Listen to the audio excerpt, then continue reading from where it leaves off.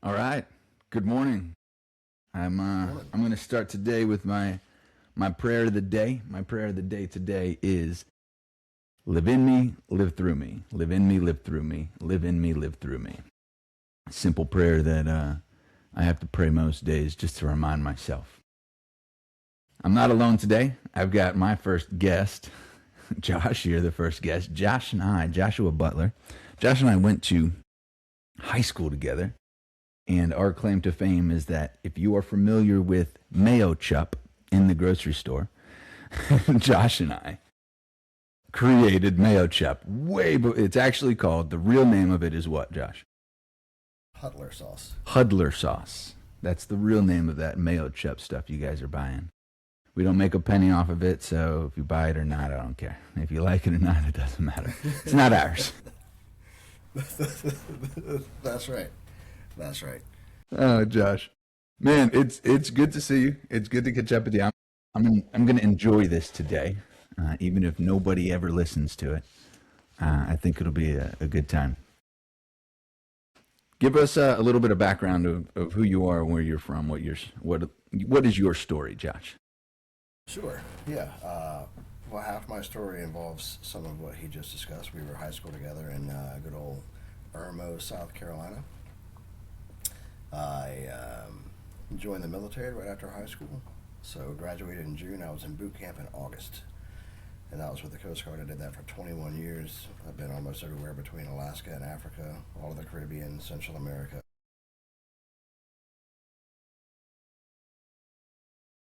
Federal drug interdicting illegal migration, search and rescue. So that could be a whole other podcast. It's quite an adventure. Yeah. I retired in 2022 and moved on to the contracting world. So now I'm an electronic engineer supporting the Coast Guard. And I guess to sort of qualify this conversation, while I was in the service, I got an associate's in IT, mostly for afterwards. I got into digging into like, what do I believe, and do I understand what it is that I believe, or am I just continuing on family tradition, or am I just like passing the flag of denominational dogma without really questioning what it is I'm saying? So I started digging into, ironically, podcasts and more books and literature and the Bible itself. Like, maybe I should read this thing that I carry around. Yeah. I don't know. I ended up teaching a homeschool co-op to this like middle school age kids, and I kind of advertised the class as creation to Christ, like we were going to cover from creation to Christ in 9 months. And it's like an Old Testament really, style approach. Well, I was like, if you don't know the Old Testament, none of the New Testament even matters, right? Like, I agree with that.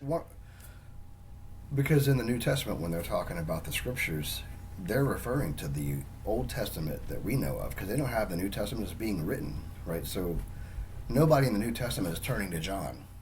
They're Right. talking about the prophets and the Psalms and the Torah. Mm-hmm. So anyway, I sold this or advertised this to the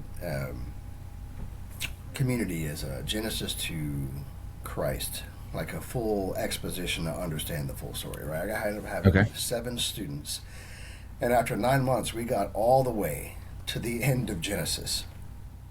That was it. Yeah, that sounds about right.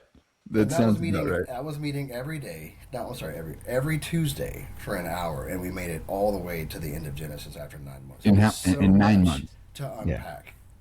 There's I'm surprised you made it through Genesis in 9 months. Well, that was skipping over a lot. Like this was a middle school era, so we kept it middle school level. But just between Genesis 3, 6, and 11, and then of course 15, those are like their initial fall, the Nephilim, the Tower of Babel, and then the promise to Abraham. There was so much to unpack.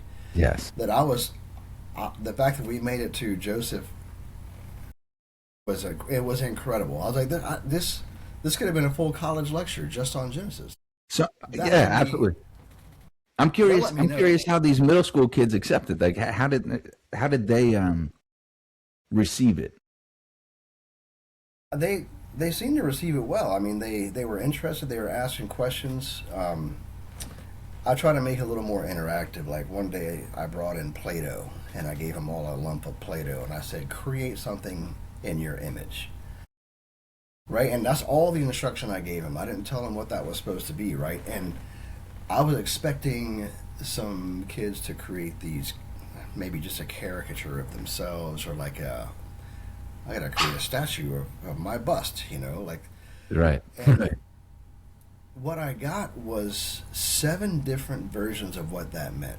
Some hmm person made it was like a butterfly or something, and it was talking about like this represents change, and it was actually really cool to me because it let me sort of segue into the like the biblical theological notion that creating something in your image isn't like a mimicry of attributes and Yeah. physicality. There's a lot more that goes into it, and so that ended up being a really cool lesson. But what it exposed in me was there was a lot there that I hadn't really transgressed before until I had to teach it, and so I ended up going back and getting my bachelor's degree, actually a multidisciplinary degree, and it was already had the business stuff done from the military. So I finished just 9 months of nothing but theological studies to have a bachelor's degree in business and theology. Yeah, that's fantastic. Yeah, I'm glad you did that. When I went to college right after Dutch Fork, right after high school, that's what I was studying theology and philosophy, and had a minor in psychology was my track. I left before I finished. I was not. Oh man, I was a wreck. I look back when I was young. I was lost. Right? You know the saying, "Not all who wander are lost." Some of us are. Yeah, Some of us are no, lost, man. I in my philosophy studies, I came across Kant, of course, Immanuel Kant, and Friedrich Nietzsche, and a part of me had never been exposed to real challenge. Now, I used to teach a Bible study in my living room at my parents' house in high school. People would come over. There were upwards of 30 people at a time, right? Tuesday nights in my parents' house. I went to my mom and I said, "Hey, can I have some friends over?" Because I don't know if you remember, gosh, I don't remember her last name, but a girl we went to high school with, um, Brittany, gosh, I don't remember, Smith. I think it was, no, Brianna Smith. I'm sorry. Brianna Smith. Um, she went to church with me. We went to church and youth group together, and we used to discuss God on the phone, right? We were friends, and I went to my mom and said, "Hey, can my friends come over on Tuesday nights for a Bible study?" My brother would have people over to watch football, right, or whatever sports, and my mom was like, "Sure," and it grew. It became a big thing, and I it's like learned a every lot. every parent's dream request right there. Right, right. She had no problem with that. Right, my mom is the youth minister at the church I grew up in. And so yeah, for her, it's like, you want to do what? Yeah, that's a dream moment for a parent, I imagine. And I was raised in the faith, but in college, I was wandering and I was lost, and I actually rejected everything. I said, no way, no way. And I actually shared this with part of my family. I'm from a big family.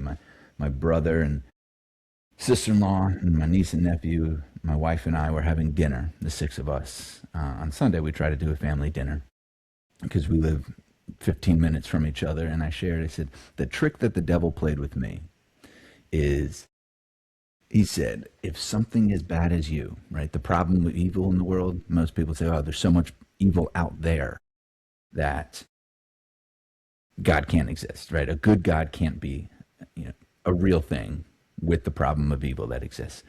The devil played a different trick with me. He said it wasn't the evil outside, It was evil inside. It was you. Because you exist, because someone as terrible and as disgusting and vile as you can exist, there's no way that there's a good God, because you wouldn't let you exist. And I went down the path of whatever, what anybody who, let me not speak for everybody. What I know that I went down was a path that said, I don't think there's a God, right? If there's a God, I can't accept it. And then I went staunch, militant atheist, right? I was the four horsemen of the apocalypse were my mentors. You know what I mean? Like it was a journey I had to go down. That's a biblical theme. Right. Exactly. So I actually, I met people like Richard Dawkins, right? And don't get me wrong, I am actually grateful for the journey that I had. Where I am today is a very different place, right? You had this, theology teacher as a young man, someone who shared in the faith, to this non-believer, to now I explored Buddhism, and I explored Hinduism and Taoism and Jainism, Sikhism, you name all the isms, right? Alcoholism. I looked. Absolutely. I say that tongue in cheek, but I actually have one of the books. I have 2 copies of it. The Big Book of Alcoholics Anonymous. It's actually an unbelievable program. I'm a big reader, and I explored all these different ways of being: atheism, agnosticism, Gnosticism. I looked into it all. It's like, okay, what's out there?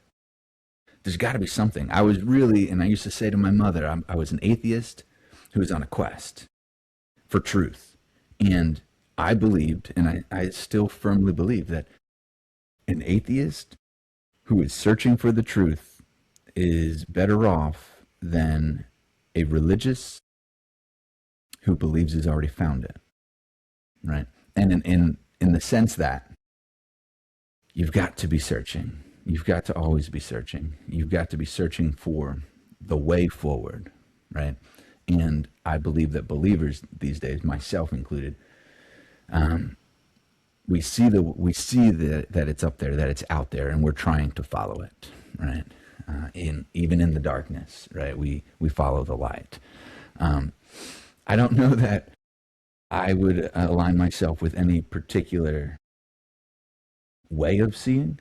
I did realize that there was wisdom in Christianity, right? I realized it's that saying that you journey and arrive at the place that you began, knowing it for the first time. And that's what I found. So the question that was a long intro, right? I'll edit it down. The question that we wanted to explore, that I wanted to ask your thoughts on, because I mentioned I'm a big reader. Books, to me, are a way of exploring a topic, and thinking is a process of asking and answering questions. So I'd like to think with you on this idea of, what does it mean to believe in God? Right? That's what we had talked about originally. What does it mean to believe in God? And I'll preface it with this. Do you know who Jordan Peterson is? Yeah. You know Jordan Peterson? Yeah. The psychologist and author. I actually first learned about Jordan Peterson when I was going through the ketovore carnivore diet tract. And I saw his podcast where he was saying everything that was killing me was the vegetables, and I was like, that's interesting, because I was kind of already tracking in that direction, and he had made some references to his daughter healing herself through getting rid of a lot of plant toxins. Mm-hmm. We could do that. I mean, that's a huge rabbit trail. It's probably not for the totally have to do God that podcast, but yeah. Yeah. So it's funny. I've actually been studying diet and nutrition longer than I've been studying theology. If that makes sense. So, but you and I've discussed it before. Like we've been down the nutritional rabbit trail. So, Puddler sauce. That was our first. Yeah. I do like Jordan Peterson's very deep analytical thought process, but when I've heard a lot of his stuff on the Bible, and I feel like he gets a little too into the weeds, almost a little more granular than is necessary, kind of making the Bible say stuff that it maybe isn't saying, or that's interesting. Presenting the Bible is something that it's not. And I don't have any specific details now, and I don't want to, poo-poo the guy. I just Yeah, some of the stuff is like a little like, wait a minute, it's a little. Maybe that's a bridge too far. Like maybe he's not actually saying that. yeah. So that's an interesting approach too. So he does take a very psychological approach to the scripture, which his obsession seems to be with story. And I've gone down that rabbit hole, and I love reading his books, and I actually got to watch him live. Right, I went to one of his book tours. Smart guy, but the question, the reason I bring up Jordan Peterson, he says something very interesting about the question, do you believe in God? Right, and that's not necessarily the question we're talking about today, right? We said, what does it mean to believe in God? But do you believe in God? Now, when I went militant atheist, I always heard that question differently than it came out, right? When people say, do you believe in God? I still believe that what people are really saying is not, do you believe in God? Because Jordan Peterson says, I don't know what that means, right? What do you mean by God? And what do you mean by believe? So I heard people say, do you agree with me? Right? And I would always say, listen, when you ask me if I believe in God, if you're really asking me if I agree with you, my answer is no. I'm a different person. Same thing as your students or your middle school kids, all having a different way of creating in their own image. Right? So no, I don't agree with you if that's the question. If the question is, are you on my side? The answer is yes. Right? And those are three different questions. Do you believe in God? Do you agree with me? Or are you on my side? My journey led me down the road that said we should all be on the same side. There is no reason for us to pick a side. But that exploration of what does it mean to believe in God, I find that do you believe in God is an impossible question to answer. Right? And that's why I want to explore what does it mean? What does it mean to you? Like, what does it mean to believe in God? What is Yeah. that? Where do you I want start to with? preface that with kind of going back to what you said a moment ago when you were doing the intro is a faith unchallenged becomes this very complacent comfort where we're not actually growing in it. We're just sitting there comfortably. Mm-hmm. And unfortunately, I think church culture has sort of bred belief in God as this very complacent, hey, I checked the box, so now I'm just going to sit and wait to die. Right. Yeah. We become more like salvationists. Like, I got mine, I'm saved. Right. So Right. I'm just going to keep going to church and checking the boxes because I believe. Well, that creates a lot of shallow faith of complacent pew sitters who have nothing more than the box checked and they're not actually growing or doing anything with it, right? But when it comes to if we're going to talk about the biblical definition of belief, it's not like a metaphysical, does he exist or not? Like, this isn't a Santa Claus question. The Bible frames belief in God as this verb, like it's an active allegiance. I actually quit saying faith as much as I said believing loyalty, as in you have options and you're choosing Christ intentionally, right? So believing in, and like from a biblical standpoint, it's more like trust and allegiance and fidelity and reliance. Are you willing to say, as the Bible phrases it, when I am weak, then I am strong. Is without God, I don't have anything. I can't do anything. Nothing exists without Him, without His sovereignty. So, if I believe that to be true psychologically, am I willing to turn that belief into a faith verb and do something with it? Am I willing to say God is the author? It's not sitting back with your feet up saying, yeah, I believe in God. Because the Bible even addresses this. It said that even the demons believe in God, but they shudder. Like, they know He exists, but they're not on a pathway to salvation or sanctification because they're in full rejection. So if we can parse that to say believing in God from a Christian,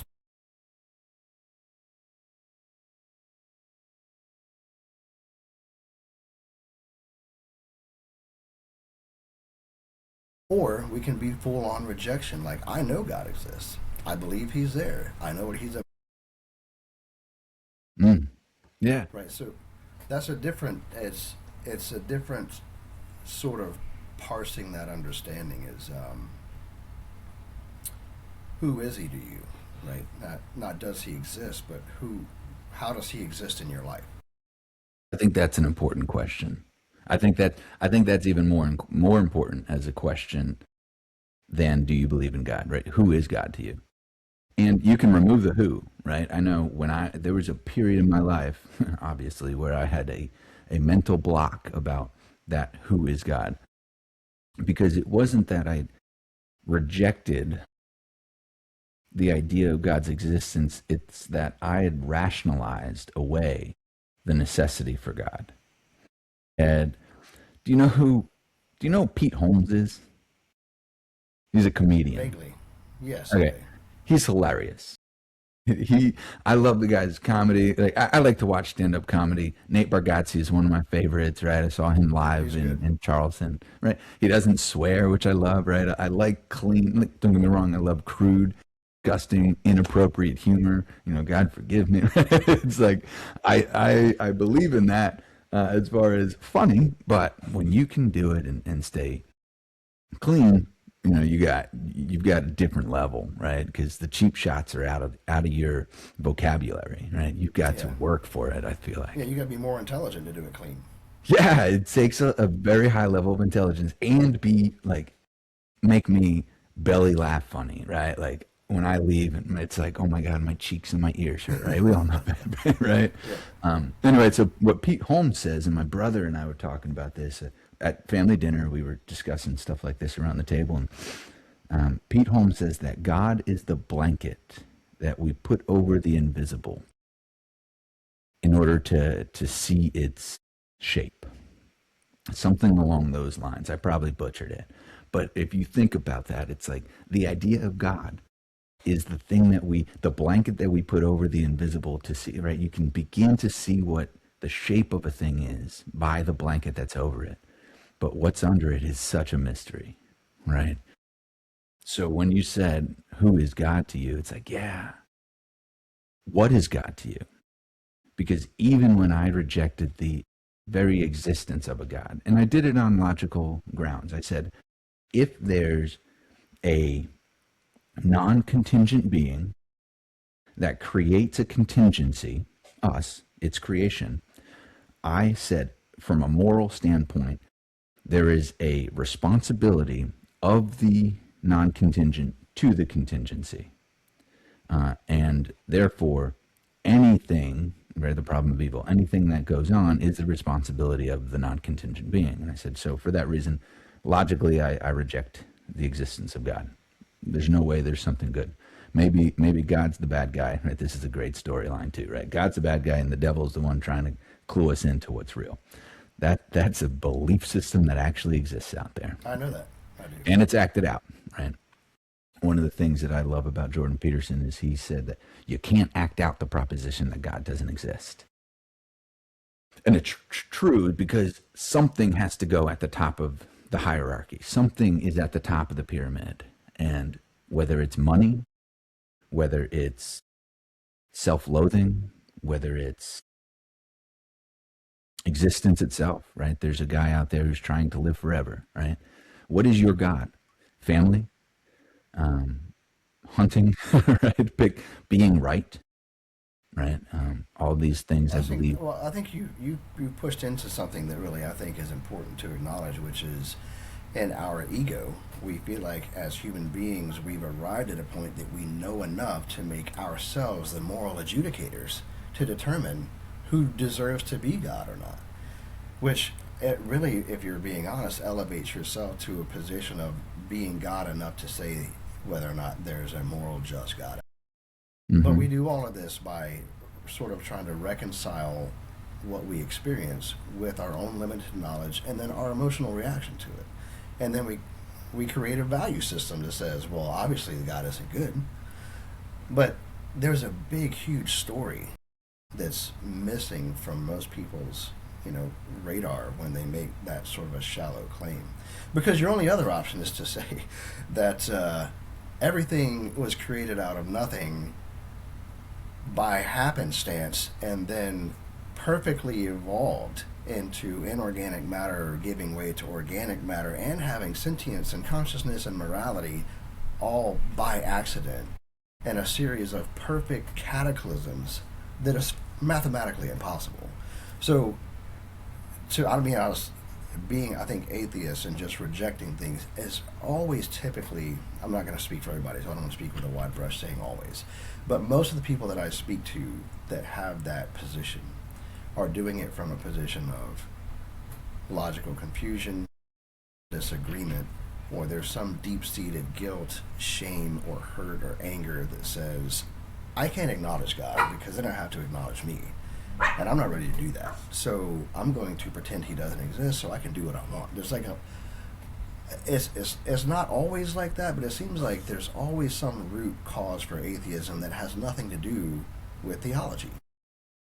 Well, one of my favorite quotes about atheism was when I was growing up and I was religious. There's an artist, a Christian artist out there, Carmen, who beautiful songs, like it was beautiful work that he put I out. remember him from the 90s. Yes, from the 90s, right? This is back. Satan Bite the Dust. Remember that Yes. video? Dude, that was Western great. style. I loved it, man. I loved his work. And he used to say, and it was actually, believe it or not, his voice, his quote in some interview before a DC Talk song. And I think the song was called What If I Stumble, which is a fantastic song. If you haven't heard it, listen to it. DC Talk, What If I Stumble. It opens up with an audio track from Carmen that says, the greatest single cause of atheism in the world today is Christians who acknowledge Jesus with their lips and walk out the door and deny him by their lifestyle. That is what an unbelieving world simply finds unbelievable. Sure. I think that's unfortunately very accurate, which I think could move us into the understanding of taking the Lord's name. And I actually came into the realization this a couple of years ago because, growing up in a Baptist household, taking the Lord's name in vain means saying Jesus Christ when you get angry, or Right. or, It's not.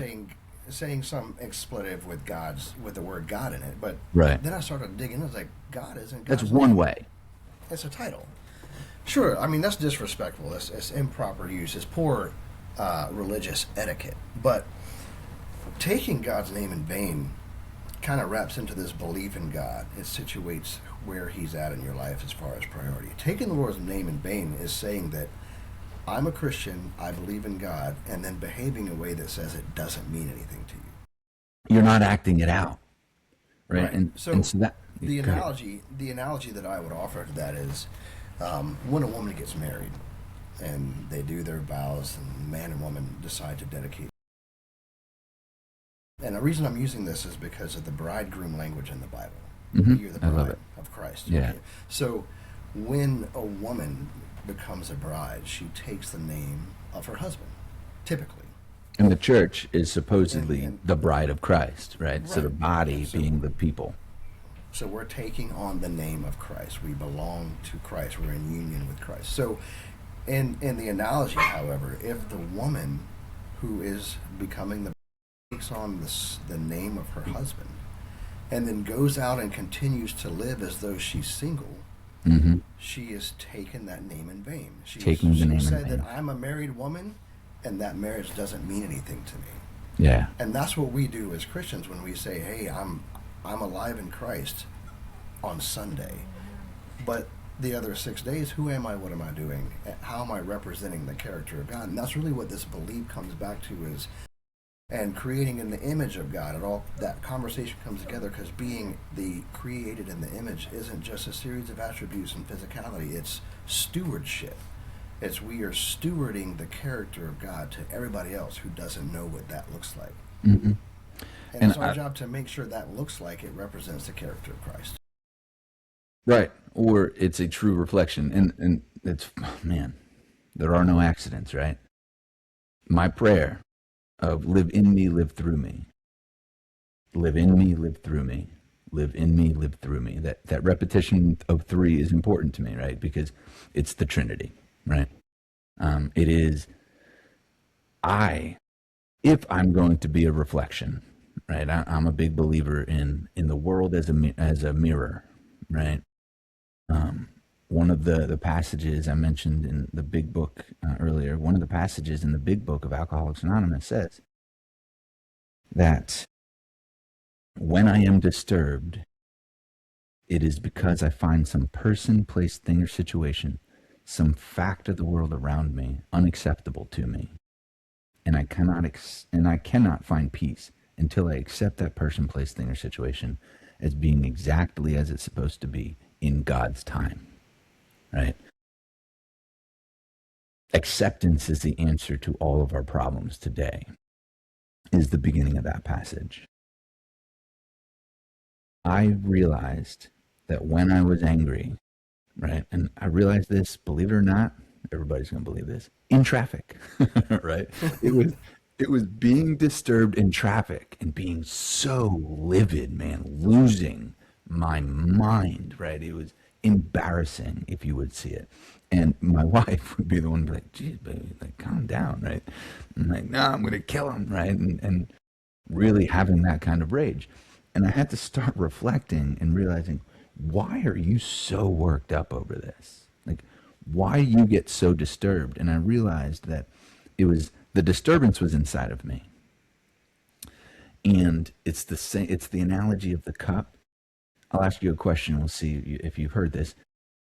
Let's say I'm walking across the room. No, I'm going to put it on you. You're walking across the room, right? You're in a big, maybe you're in an auditorium, right? There's a ton of people around. You've got a cup of coffee in your hand.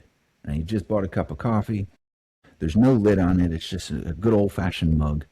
And you're walking. All of a sudden, somebody runs across the room, not seeing you, bumps into you. You spill coffee all over your white shirt. Why did you spill coffee on your shirt? What's your answer?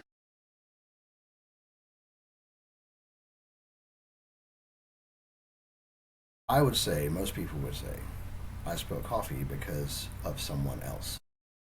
Somebody bumped into me. Okay. That's one answer, right? What's another answer somebody might say? That you were carrying coffee at all. That I was carrying a cup of coffee.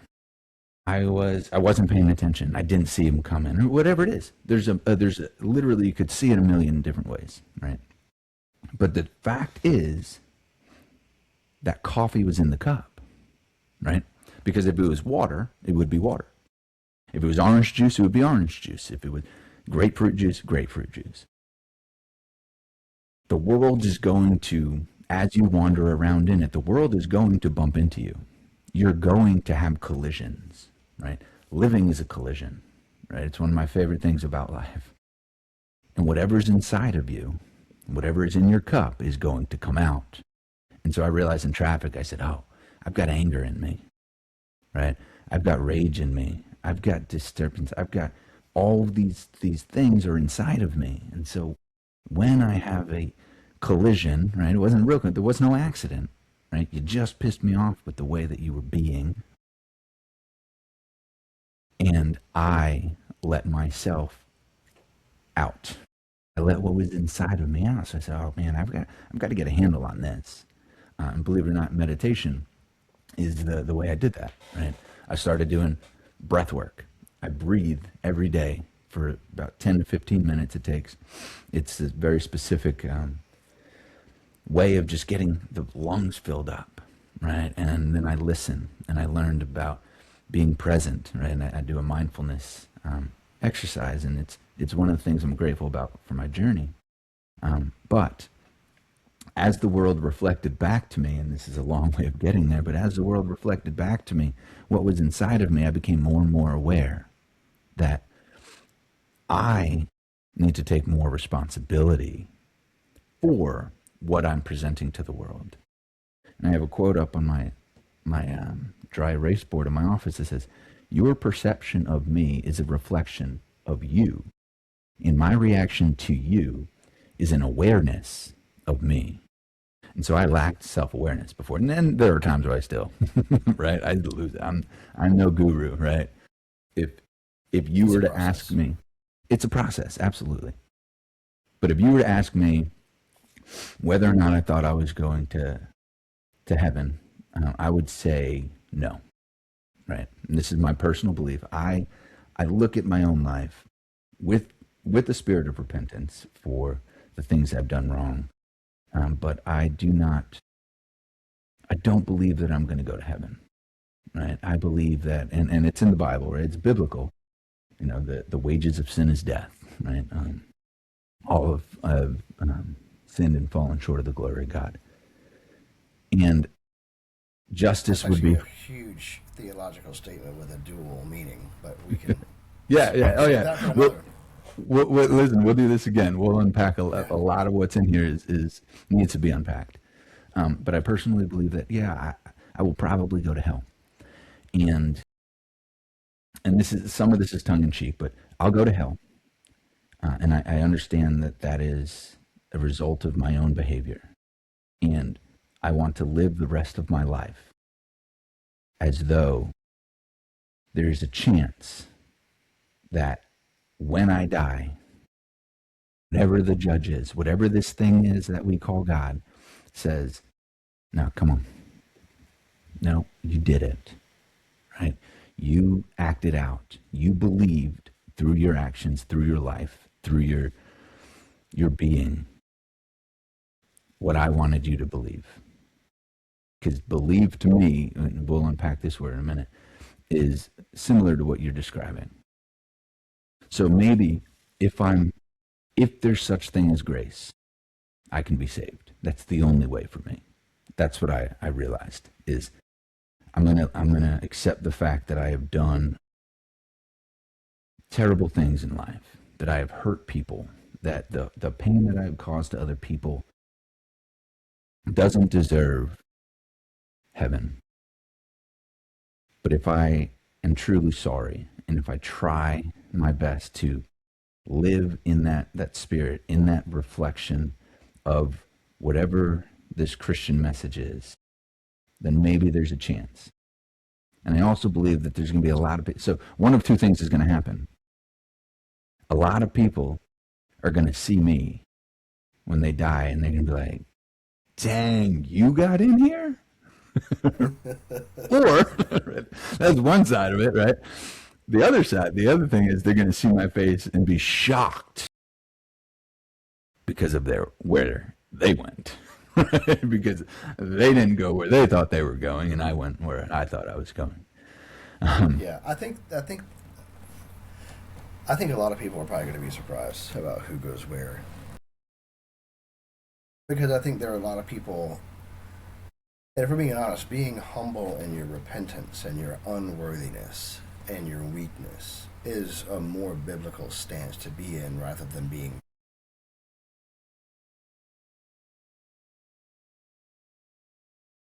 church. Just over and over again, the Bible discusses how humility,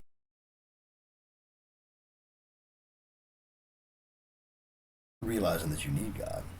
Mm-hmm. Whereas people who are operating comfortably in their pride, maybe they're just proud of their salvation. Like, oh, I know I'm saved.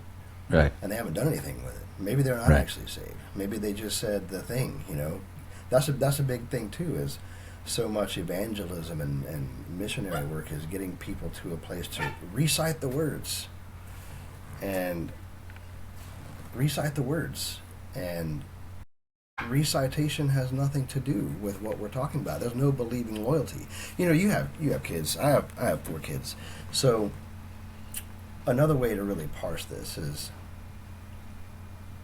let's say you got a daughter in soccer or a son in little league or wrestling or basketball, whatever it is they do, art, painting, and they're going to do this certain thing, and you want them to know that full confidence in their ability to do whatever it is that they're going to do. Whatever it is they said they're going to do, you believe they can do it. And what do you look at your child and say? I believe in you.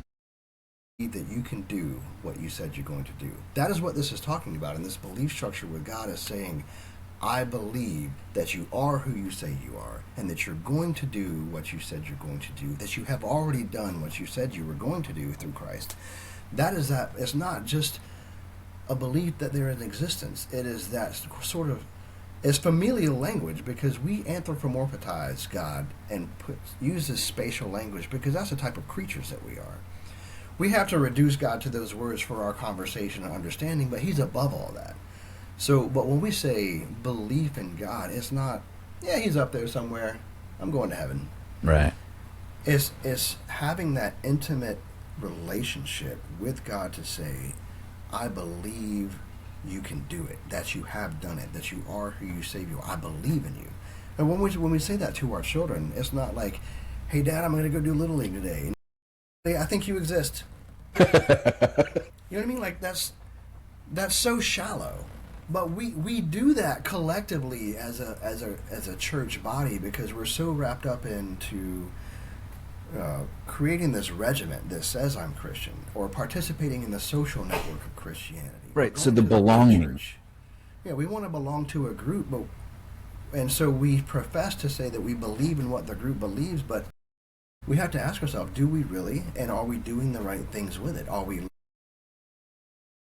or to your point that you just stated, is you basically sort of internalized what the gospel message is that yes, grace is a gift through faith. Believing loyalty is something that is undeserved. And saying that you think you're probably not going to heaven because of who you are kind of denies the efficacy of the cross and what was accomplished through atonement. You know what I mean? So I think it's probably a good position to keep yourself humble, but I would say don't humble yourself to the point that you say what Jesus has done isn't enough for you. Yes, so that's actually a good point to make, and that's fair, and that's what I only speak for myself, right? Sure. And that's a big position, and I know that the thing that I'm saying can be taken to an extreme of self-pity, I believe, and that's definitely not the position that I take with it, right? It's only an ownership take. Part of my atheism became the question of whether or not redemption exists. And a part of me, and that's a question I like to wrestle with, because one of the four horsemen of the apocalypse that came out of post 9/11 rhetoric was Christopher Hitchens. Do you remember who Christopher Hitchens is? He's a very, very well-spoken, very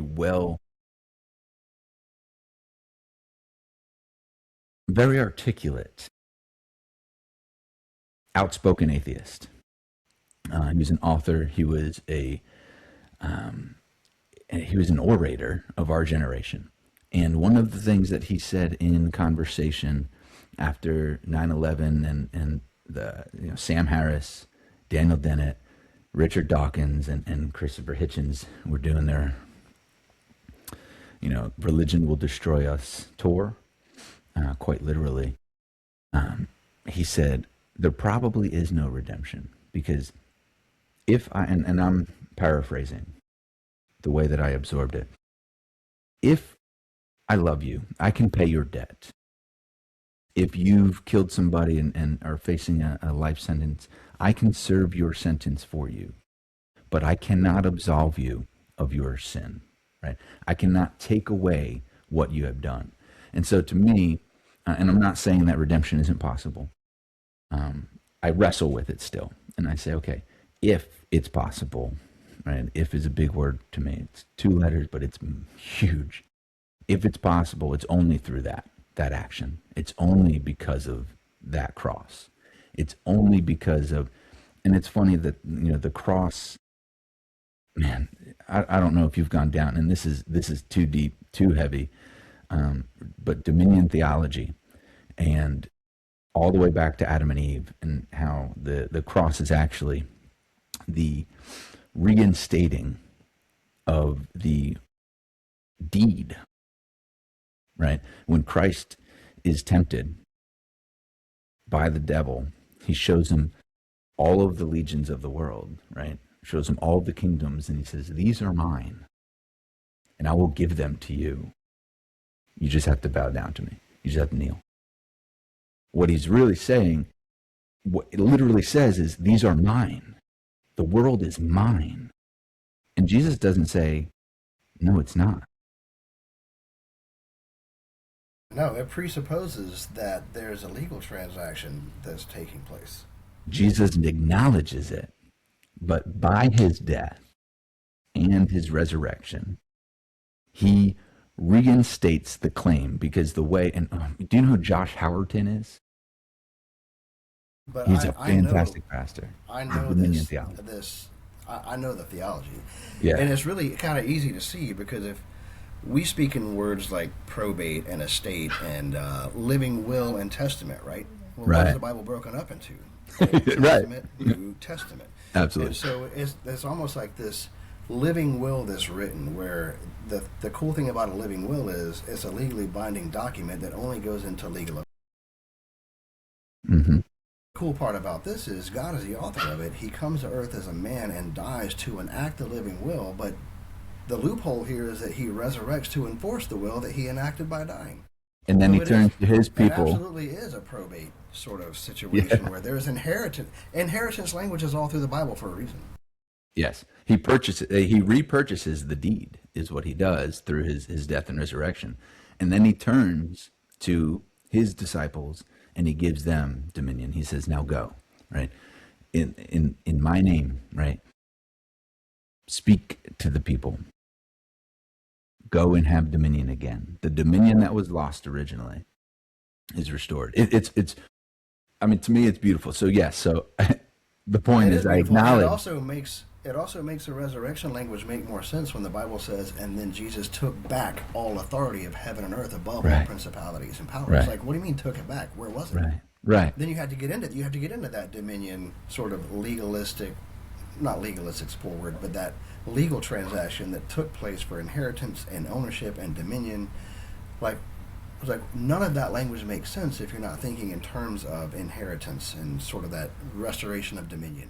Yes, and I think that's the confusing thing about the language of the Bible itself, is because really what we're not talking legal language, we're talking covenant language, right? And the bride, you mentioned marriage, the bride-groom relationship and the taking of the name in vain, right? That whole idea is looped back in because marriage is a covenant. It's an exchange of persons, right? And the very act of sacrificing a lamb, right? And we always say that Christ is what? The Lamb of God who takes away the sins of the world. So I'll get back to the real point is, I don't think that there's no opportunity, right? I do believe that if there's an opportunity, it's only through that story, right? The story of the resurrection of Christ. And I say that story because I've checked out the other stories. You know what I mean? I've seen what the other stories offer. And to me, and part of this could be because I was raised this way, that, I come back to and I say, okay, that was the part that I was missing. That was the part that didn't make sense to me before. But as I traveled out and I looked into Buddhism, has been a massive help in my life. And still today, right? Part of what I do in the mornings is from what I learned from Buddhism. But Buddhists, excuse me, the reason I love Buddhism is because when I got introduced to Buddhist texts, the Dalai Lama's book was one of the first ones I read. And in the preface to the book, he says, if what you find in these words helps you, improves you, makes you better, don't convert to Buddhism. Take Buddhism and make yourself a better Catholic, Protestant, what have you, right? And he goes through the list. Just be better at what you are, right? Don't convert to Buddhism. Be better at where you are, where you were brought. So part of me says, yeah, maybe I'm coming back to this and I'm saying that this is the only story that makes sense to me because it's what I was raised in. And for that, I have to be grateful that that's the case. But I honestly believe that if you look into all of the stories, it's the only one that I can see alive in each one of us. It's the only one that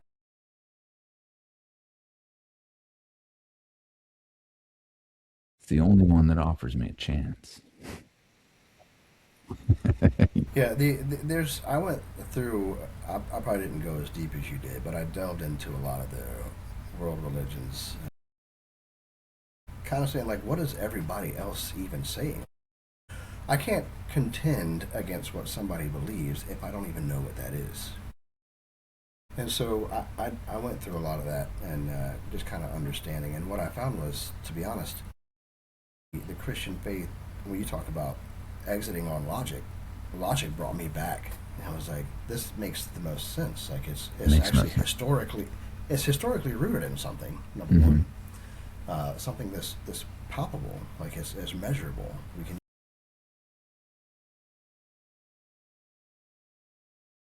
One of the positions I hold in a lot of the only position that is not the majority, it's a minority view, is that all of today, and when we speak back to stuff like Roman mythology, Norse the Egyptians, mythology, yeah. the Norse mythology, the Egyptians have an era they call the Zeptepi, which is a time when the gods walked among men. Mm-hmm. All of these stories are telling the same story. Same story. It's just from a different lens. It's one from a pagan perspective. We share that and minority one's from view. the Christ perspective. Yes. Because everybody's telling the same story, really, of a pre-flood era. How did we get here? Right. And everybody's telling the same story. And the Bible also, in the midst of all the things that it is as a theology book, a lot of it is polemic, which is basically theological language that rivals other religions. So Genesis is written in a way that paints God as all-knowing and all-good, because a lot of the pagan surrounding languages or religions were saying everything was bad and corrupt.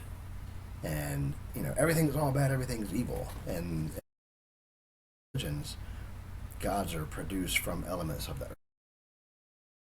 They're not creators of it, they're like subderivatives of it. Yeah, So or like the universe is everything. in the and gods are Sumerian created text, out of it.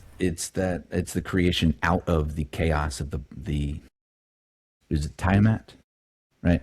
The Yeah, body, yeah, the body of the god, right? Served to be the foundation of creation, or we live within the carcass of something, right? Whereas this story is saying no, creation is good, creation is good. Okay, it got out of hand. He had to destroy it. He says he'll never do that again. Right, right. The And whole idea. right, over and over again, though the Bible says, Over and and, over. and there was night, and there was day, and it was good. Mm-hmm. That's speaking very Creation. specifically against the religions of the surrounding area that are saying this is all chaos and death and decay. Right. So I think So go ahead. it's a big story. There's a lot of stories, but the one using, let's say, the Torah in this case, the scriptures from God and the ancient Near East setting, was already kind of saying, hey, I'm God, the God of gods. There are other gods, but I'm the God of gods. I think that's an That gets us important into a point. whole divine council worldview where you're looking at like Genesis 11, where other Elohim, spiritual beings, were put over the governance of the newly created nations. Right. And then in Psalm 82, they get chastised by God, judged. Like, hey, I created you as spiritual beings, but because of your misdeeds and your injustice against humanity, you're going to die like men, even though you're created as a. So there's this divine courtroom scene in Psalm 82 where he's speaking to God is in the assembly of the gods, right?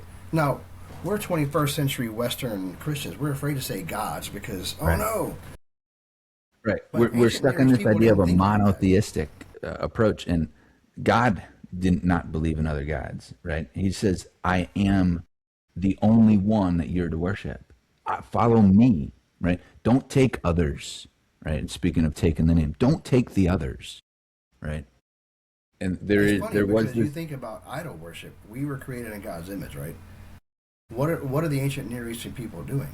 They're taking things and Mm-hmm. creating images of their Right. God, Right. which is funny because in that sense we are already the idols that point to God because we are created in His image, Mm-hmm. and now we're taking things and we're creating little images of wooden goats or calves. So we are the created beings of God's image, and we're creating images of God's creation to worship instead of God. Right. Instead of It's that. a wild reversal. Yes. And I think that, so that's a point that we lose so much. And this is back to the idea of belief in God. So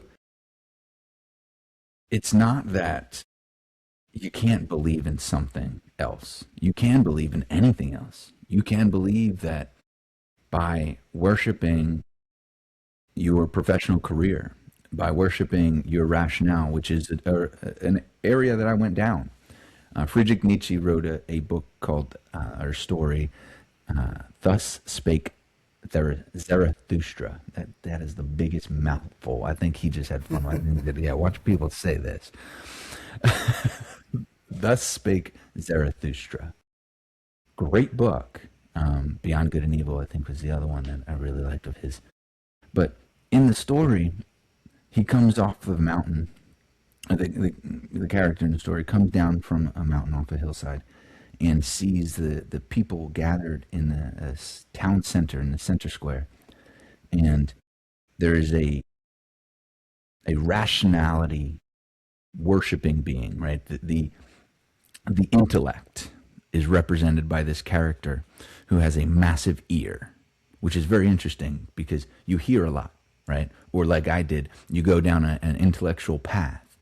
And what happens in the warning that Nietzsche put out there that I didn't really heed, which I should have, is that the intellect tends to fall in love with its own creation, right? And we do that. We create in our image, right? In the image of the thing that we have heard and absorbed, the wandering that we have done, we take back that information and we create our own creation, our ideas, the way that we see the world, our worldview. Somehow that should be superior to what we have learned as children, right? At least that's the path that I went down, right?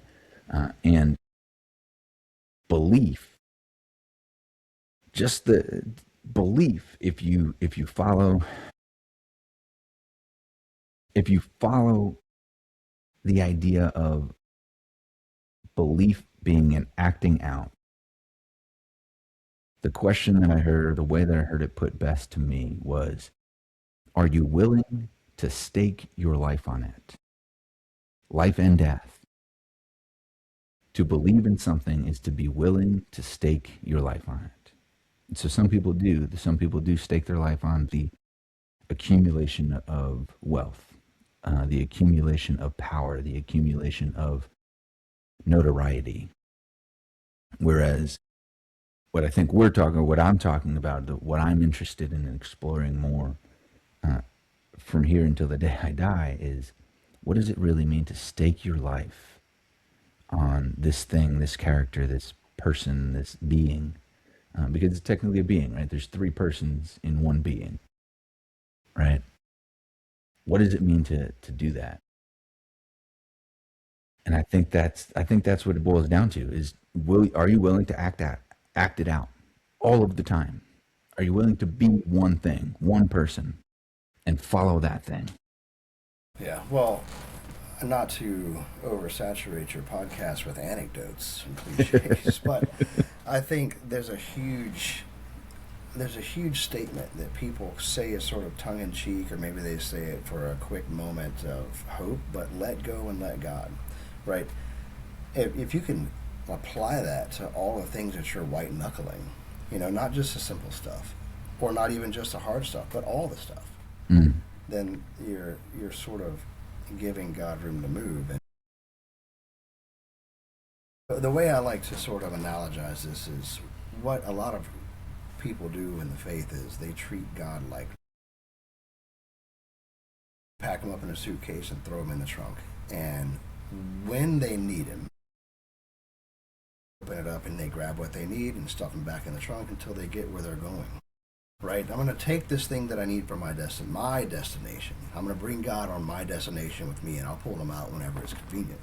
But what we miss from the biblical narrative and from the understanding of the Christian faith is that God is the destination, and he's also the car that you're driving in. Mm-hmm. He's all of those things. Like we can't compartmentalize him into this thing we brought with us to take on our journey to make our journey better and more. It is the journey. And the minute we do that and we got our priorities out of it's like, all right, God, I'm taking you with me on my plan. God's like, what do you mean? All of this is my plan. You're on my journey. Right. I created you in my image to represent my character and steward my character throughout creation. That was the original mandate to Adam and Eve. Go forth and steward creation in my image. Represent me to the things that I created. And rather than do that, we did things and try to give it back to God. Right. That's true. We just miss the point. We miss the spiritual point of, if we are created in God's image to steward creation, and now after Christ we become tabernacles, right? Temples of the indwelling Holy Spirit. The whole purpose of doing that, and we'd have to do an entire podcast to unpack what Leviticus does and how the cross satisfies Levitical law, because there's a huge understanding of how that one gives way to the next one and creates even the scenario that we can have the indwelling Holy Spirit. All that's spelled out in Leviticus, explained in Hebrews of what the cross accomplished. But that'd probably be a 3-part podcast. It's just so much there to unpack. Yeah. But the point is, there was a covenantal change because there was a fulfillment of the original. Christ's whole job was to fill the first covenant because man couldn't do it. All right, so a whole new covenant has started. That's why even if you read in Acts, people who were already getting baptized of sin had to get rebaptized in the Holy Spirit because it was a new transaction. It's a new and everlasting. Dominion language, right? Yeah. New deed. There's a new transaction. We have to re-sign the contract, so right. to speak. And it's funny because in Revelation Jesus it actually re-signed the contract. Yeah, absolutely. Jesus re-signed the contract, and so as you believe, you become this like addendum of receivers. Add to the second page, the Lamb's Book of Life, if you will. All right, he's written, and it's just, God, that's a lot to go through in an hour. But if we come back to the original question that you. We've sort of outlined it, and we kind of danced around it, and we've walked through it, but it becomes that moment of, and not that I just believe that you exist, but the Bible never presupposes there are other gods. It very explicitly states there are lots of other spiritual beings to choose from. What I'm telling you is I also created them, and you don't worship them. They worship me, and you worship me. That's how this goes. And so then what does your life look like when you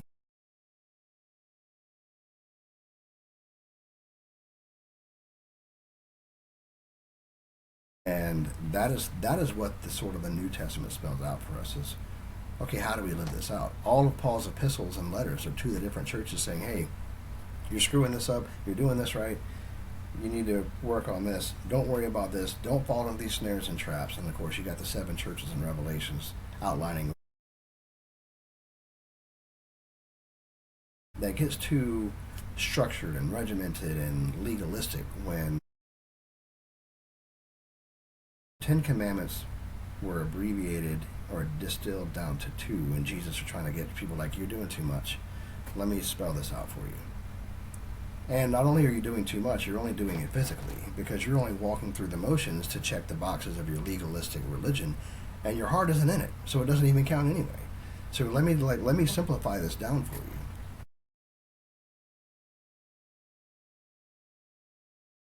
So that presupposes that we have an intimate knowledge, an intimate relationship, a belief,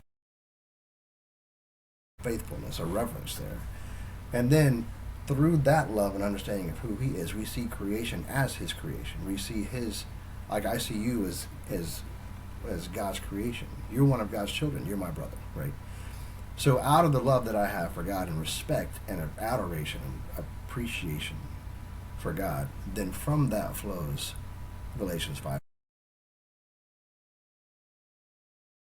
Yeah, I I think can that, love you. I can love you because I see you the way God sees you, not the way that I see you, but the way that God sees you, as in somebody who He wants grafted into His adopted family and redeemed. mhm. And it's funny because that is the language that Christ uses is brothers and sisters, right? They will know by your love for one another. And it's funny because in the beginning, that was biblical, wasn't We're going back to Genesis. it? Technically, right? Well, yeah, in the beginning. So anytime I talk about these things, as a quick aside, it inspires awe, right? Because I have an intimate knowledge of the information contained, and that and I cultivated that. But when my mom used to always tell me, and she was right, this is the greatest distance in the world, right? In the beginning, we are children, right? You were born a child. And in the beginning of God's creation, He gives us those laws, those rules, the Ten Commandments. They're all prohibitive, right? Thou shalt not, thou shalt not, thou shalt not. Because that's what you have to teach a child. No, don't do that. No, don't do that. No, don't do that. But what the New Testament says, and quite literally, it's spoken that when you are a child, you do as children do. And Christ says, let the little children come to me. And He says, but when you're an adult, you put away childish things. And so the change in the law isn't a change, it's a fulfillment, right? It is, okay, no, now this is what you do. And it doesn't even dismiss the old way. It builds on it. It says, no, this is how you do it. And it is the only thing that matters, and it's in the Sermon on the Mount. When we read the story of the Sermon on the Mount and we hear, take no thought for tomorrow, we think of a hippie Jesus, right? Yeah, live and let live, it's hang loose. And it's not, it is seek ye first the kingdom of God, and all that stuff shall be added unto you. Right? So the bequest, it is a plea, right? Please do this. I am the way, the truth, and the life. What He's saying is, this is it. The way, this is the truth. This is life. Put this first, right? Seek ye first the kingdom of God. Belief, love, right? We just mentioned love. Belief, why do we spell belief? Belief. Well, the word love in French, I think it's the old French, was a word lief, Lief. So, and it actually means freedom. So to love is to give people the freedom to be themselves, in a sense, right? To love is to accept the person as they are. When I believe, and this is, I'll take this, and I'd love to hear your thoughts on it. When I believe in God, it's that I act in love, not just towards Him, right? And that's the command is, or the new law is, love your God with all your heart, soul, mind, body, spirit, right? It's with your being, right? Love God. To love God is not to worship. It's not to kneel down and go to church and check all the boxes like we talked about in the beginning. In my view, in my mind, the way I see it, and as far as I can tell, to love God is to act out the idea that not only is God good, but that creation is good. And that when I look at you, my brother, as you said, I see that spirit. When I look at my neighbor, I can see it. When I look at the world around me, that I look at it through a lens of love. I don't look at it through a lens of judgment. I look at it and I say, okay, what can I do to be the spirit here? And the spirit being just loving, right? I don't have to agree with you, but I should love you. The world is a better place if I'm willing to. Sometimes loving you means disagreeing with you. Sometimes loving you means, especially if you're a close, intimate friend of mine, it means to call you out when you need to be called out and say, Josh, that's not you. You know, we Love do it does with look our like children. You correction. can do better than that. I'm sorry. What's Oh, I that? agree. Yeah, love sometimes looks like correction and discipline. Yeah, that's the thing about the Old Testament that drives us crazy, right? Is God is constantly having to correct us because He's bringing up these idiot children, and that's us, and it's our story, your Yeah, story. it's relatable. What you see in the repeat theme of Israel going through the Old Testament is they want their feet in two camps. Like they want to be God's people. They want His protection and provision. They want the title, but they also want to participate in this pagan blood sex magic that's going on over here. We want to party too. We want to be God's Right? people, but I'm here to party. Yeah, So God's like, no, you're representing me. You're a nation of priests to represent the character of God to these other nations that are in judgment. You can't do what they're doing because yeah, and yeah, we like that idea, but they quite literally, the people of Israel quite literally come to Saul, Saul, Saul or Solomon, and think it's Solomon. They quite literally tell him, "We want a king." And he's like, "You don't want a king. There's all these reasons you don't want a king." And they're like, "No, give us a king." You got the judges already. It's like, no, you don't want a king. This is what's going to happen if you do that. And they quite literally say, no, our way is better, right? And so we look at the past, and in my opinion, I tend to I try not to speak for everybody, but I'm going to do my best here and toe this line. We look at the Old Testament and we say, that's not me though, right? The people of Israel failed there. I didn't do that. No, that is quite literally what I do. I come to God. I come before, and what does God say to Job? Where were you? Where were you when I did this? Where were you when I slayed where the were whole you when I land? laid down the foundations of the earth? Where were you? And And who are you talking to? who, yeah, who are you talking? I said it to my wife all the time. Who are you talking to? And that's literally what he does. He's like, are you out of here? Like, and Job was the best of us. Job refused to give up his faith. Right? His wife at one point says to him, listen, you need to shake your fist at God and give it up. Like, this is too much. And he refuses to. But even the best of us stand before God and go, what are you doing? What? Right? Or even the best of us look at God and say, nah, if I could have done it better. Right? If I was God, it's like, yeah, I bet, you idiot. Right?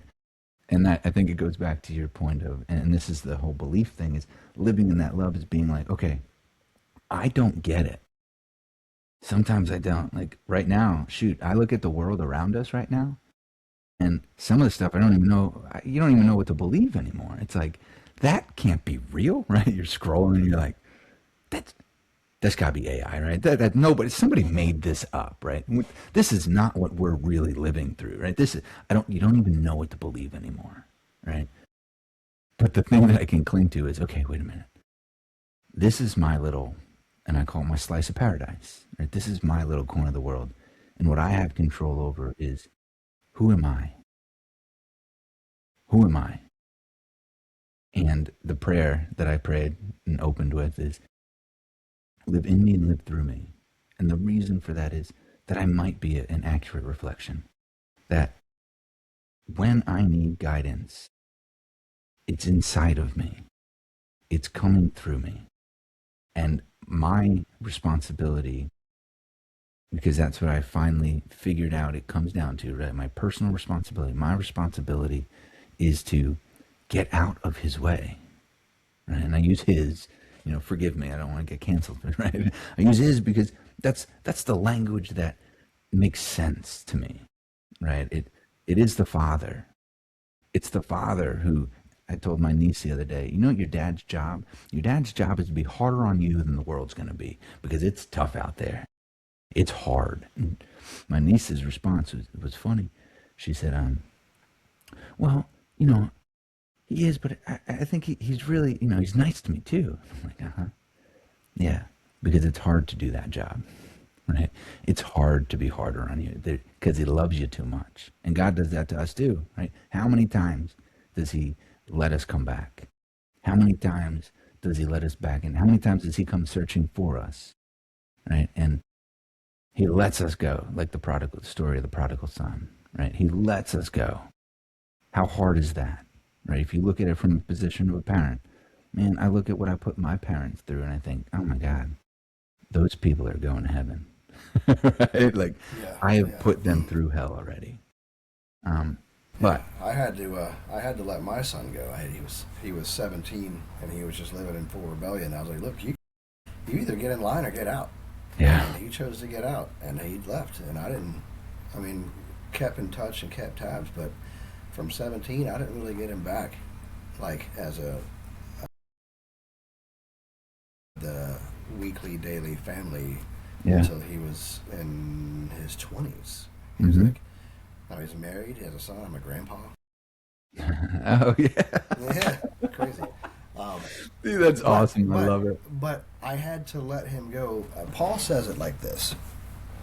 He says, "Give this man over to Satan for the desecration of his flesh, so that in the end his spirit will be saved." Hmm. And what that basically means is, let this man live out the consequences of his decisions, so that he will get to the point of maybe rock bottom, at least to the point of humility, or in the earthly discipline, that he will come back to what he knows to be true. And that's still a sanctification's a working process, right? But he comes here every Sunday, and we have family dinner. He, his wife, my grandson. I see him every Sunday, mostly. It's We great. call it Smash Burger Sunday. Yeah, it's awesome. We do a whole, but they come over here and spend time. We Right. talk. Yeah. If I'd have kept him under my, thumb, kicking and screaming, I probably would have lost him forever. Absolutely. But I let him go. I had to let him go to get him back, and so that's not an unheard of. It's in the Bible. It's very biblical. It's weak as our human nature. No, we have to live that out. And you talked about you ran from everything you knew to be true because you were sort of. You said you went through psychology stuff. As kids, they shed the skin that their parents put on. Like, okay, I gotta find who I am, not who my parents say I am, and they go out and do that stuff, and they realize, wait a minute, okay, my parents were right. Hmm.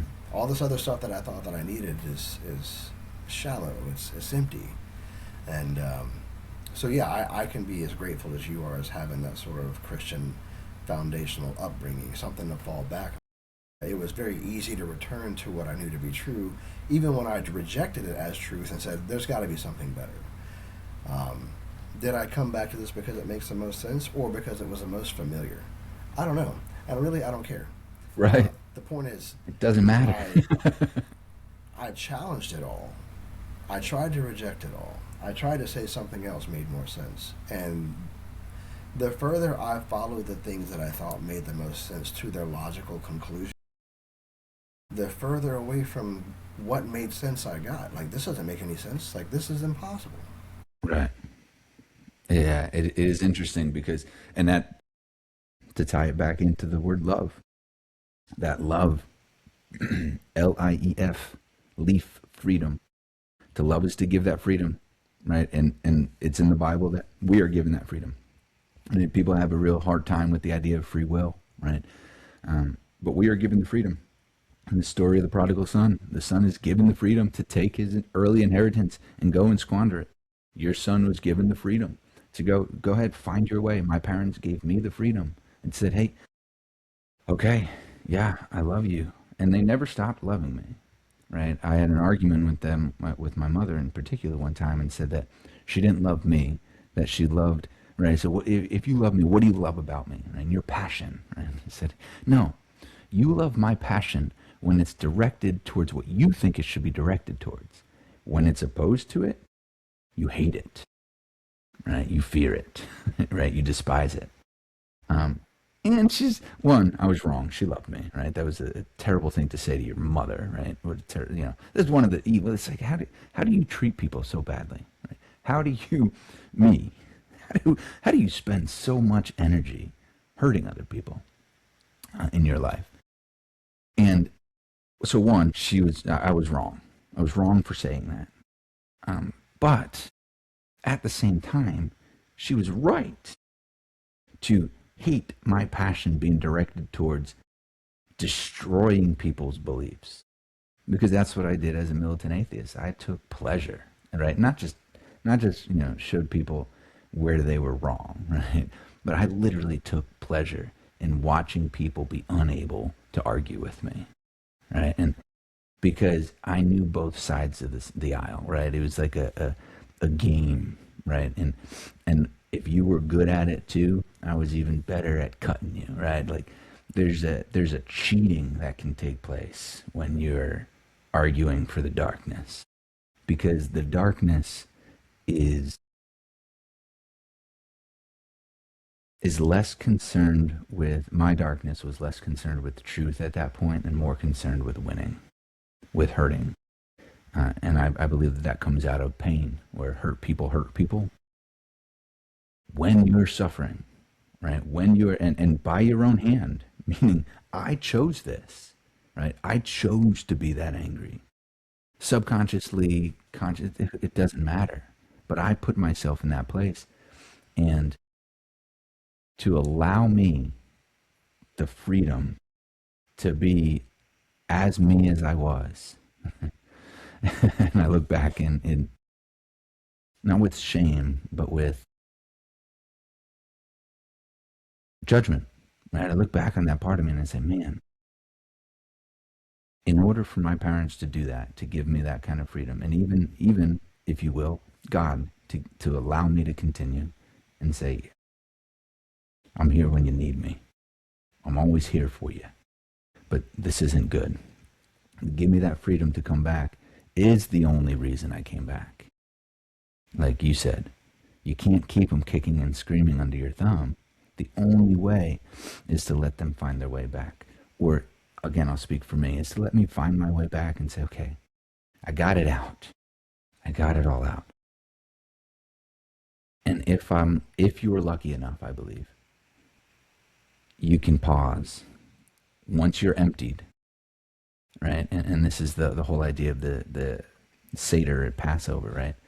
When you're empty, only then can you be poured into, right? And my gratitude for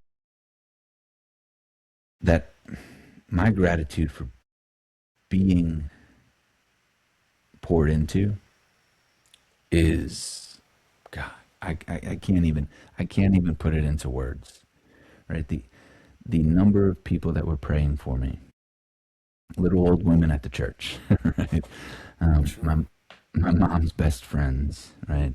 These people who were praying for me. I think that's the only thing that saved my life, right? I think that's the only reason I'm still here. And so my belief is the only way to be is the only way to, what does it mean to believe in God? The only thing that believing in God is acting out the proposition that he is the way. Acting out the idea that, and when I say acting out, I mean following it in your life, right?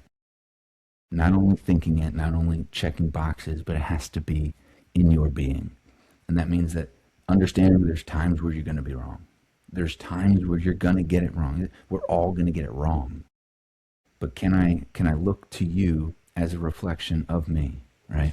That's my reaction to you is an awareness of me, right? It's like, okay, when I am disturbed, can I understand why, right? Can I look at the thing or listen to the thing that we're discussing, and can I give an honest appraisal of my own flaws, right? I might be right about a topic we're discussing, but where am I wrong, right? Because that's the only way that I'm going to become a better person, if you will, right? And not in the prideful sense of I'm better than you, but in the sense of, okay, how do I be right here? How do I be with Josh, right now? And how do I be with my neighbor when, he's driving me crazy? What does that look like? And the only place that I find any sort of overwhelming peace is in love. And that's what the Bible says, God is love. And it's only in love that I find any peace. Yeah, then the Bible also says what? Love covers a multitude of sin. So it's all right there. It's just what you described too when you bring up the prodigal son, is he had that humble servant in my father's house. And he's sitting here eating out of a pig trough. And the point being is that believing in God is like if we sort of parallel that over, the son never stopped believing that his father existed. Mm-hmm. Is that for a moment in his life he didn't choose loyalty to his father. Mm-hmm. He didn't choose to abide in his father's house. He thought he could do better elsewhere. You and I have experienced this. We went and now Right. we came back because, like, wait a minute, it sucks out here. What are we doing? But it's that moment where you're like, I know that I have options. I have options to not believe. I have options to believe in something else. And when I say believe it, I have options to choose to be loyal to something else. Yeah, and I love that you. I love the way you put that choice to be like loyal. in your marriage, you're choosing in your marriage to remain faithful and loyal. It's not that other women don't exist.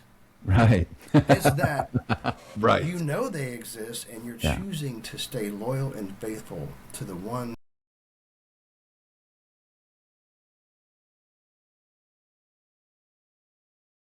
Sort of familial bridegroom languages. You have plenty of other husbands, but I created them, and they serve me. Right? So, where's your loyalty? Intentionally choosing to be faithful, not just to have faith that's something, but choose to put your faith in something. In Genesis 15, when God approaches Abram at the time, it kind of says it right there that Abram believed God. And basically God came to him, Yahweh came to Abram and said, hey, this is what I'm going to do, and I'm going to do it through you. Because he believed God, he said that was counted to him as righteousness.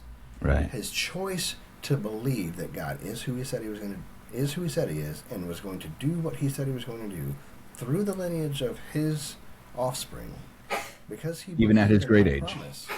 Right, even at his great age. Because he believed that promise from God, it was counted to him as righteousness. And that gets back to the heart of this podcast of what it is to believe in God. It's not metaphysical existence. It's choosing to be loyal, faithful, and to trust God with everything in your life. Right. To stake your life on it, right, as I alluded to earlier, is exactly what it is, right? Choosing loyalty. Am I willing to embody? And man, I'm not saying that when we fall away, that we're not believing in God, but we're not living in that belief. We're not following through, myself included, right? In my failures, in my being, it's not perfect. It's not going to be perfect. That's part of my personal belief as well. And we can give ourselves an out, right? And say, I don't have to be perfect, right? It's progress, not perfection. But it's also, wait a minute. There was only one perfect in the form of completion, right? And that's the beautiful story of this, the seeking, the thing that you're seeking. My niece and I are actually going to do a conversation like this, where I'm going to kind of show her how you seek properly, right? There's exercises that I give to, I've coached a number of people professionally that it's really not even professionally, man. It's personally, right? I coach the person, and then their professional life improves because you're learning how to seek properly, right? If I take you as a human being and I show you how to decide what is most important, and that begins with your personal life. You decide that I'm going to be the kind of person that does what I say I'm going to do. Then you have to start practicing that. That's as simple as if I say I'm going to wake up and go to the gym in the morning, I wake up and I go to the gym in the morning. Because if I say I'm going to do it and I don't do it, eventually I'm going to stop believing in myself. Does that mean I don't exist? No, it means that I don't believe it when I say something. And God said, let there be light. And God said, the power of the spoken word is throughout the Bible. It is actually a lesson for us to learn that when we speak something forward, that is our creation. And it is our responsibility to bring it into being as Christ, as God through Christ in the beginning creates us. As Death on the tongue. It's it. I mean, it's the biggest secret. It's the biggest secret of our lives. And it's right there in front of us all the time. Listen, man, it's been an hour and a half, and I've enjoyed this conversation. And can you believe it's been 90 minutes? 90 minutes, that flew by. Yeah, it's been 90 minutes. It feels like we were talking for about half an hour. I'd love to do this again. We'll have to see how we can fit it into our schedules.